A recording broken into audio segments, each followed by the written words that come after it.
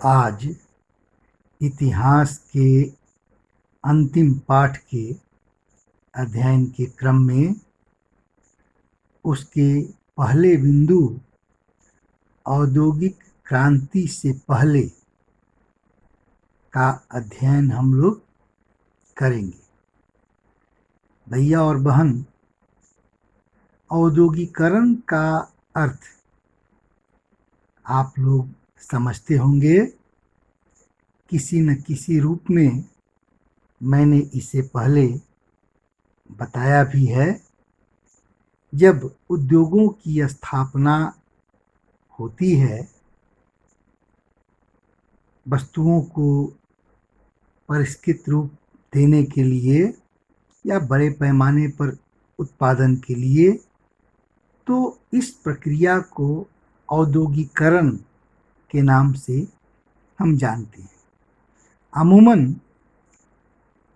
उद्योग का सामान्य अर्थ फैक्ट्रियों में होने वाले उत्पादन से लगाया जाता है, और जब हम औद्योगिक मजदूरों की बात करते हैं तो भी हमारा आशय कारखानों में काम करने वाले मजदूरों से होता है।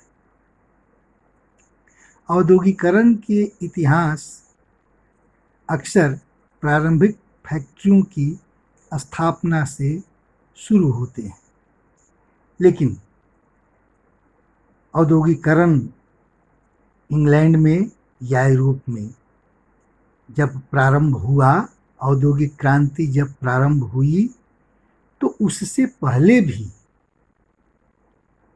वहाँ बड़े पैमाने पर अंतर्राष्ट्रीय बाजार और उपनिवेशों के लिए उत्पादन होते थे। ये उत्पादन फैक्ट्रियों में नहीं होकर बल्कि यह गांवों में घरों में होता था। इतिहासकारों ने इस प्रकार के औद्योगिकरण के प्रक्रिया को आदि औद्योगिकरण या प्रोटो इंडस्ट्रियलाइजेशन का नाम देते हैं। 17वीं और 18वीं शताब्दियों में शहरी व्यापारी गांव में जाकर किसानों और कारीगरों को अग्रिम राशि या पेशगी देकर उत्पादन करवाते थे। इस प्रकार मशीनों द्वारा उत्पादन से पूर्व ही औद्योगिक विकास की यह प्रक्रिया जारी थी। इसे ही आदि औद्योगिकरण या प्रोटो इंडस्ट्रियलाइजेशन कहा जाता है। वास्तव में यूरोपीय शहरों में या इंग्लैंड में नए व्यापारियों को शहर में व्यापार करना बड़ी मुश्किल था, इसलिए कि शहर में व्यापारियों का एक संगठन था जिसे गिल्ड के नाम से हम जानते थे। इन गिल्ड्सों का शहर के व्यापार पर नियंत्रण था और ये शहरों में काफ़ी ताकतवर होते थे। मैंने बताया कि ये गिल्ड्स उत्पादकों के संगठन होते थे।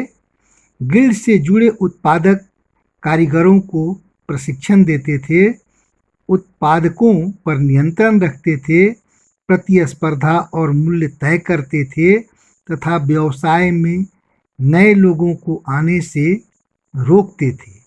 शासकों ने भी विभिन्न गिल्ड्स को खास उत्पादों के उत्पादन और व्यापार का एकाधिकार दिया हुआ था। फलस्वरूप नए व्यापारी शहरों में कारोबार नहीं कर सकते थे, इसीलिए वे गांवों की तरफ जाने लगे थे और ये गांव में जाकर खासकर गरीब लोगों को, काश्तकारों को, दस्तकारों को या अन्य सौदागरों को काम करने के लिए बाध्य करते थे और उनको पेशगी दिया करते थे।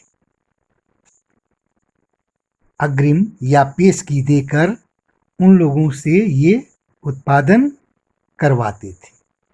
तो औद्योगिक क्रांति से पहले इंग्लैंड या यूरोप में उत्पादन का जो यह क्रम था उसे आदि औद्योगिकरण के नाम से जाना गया।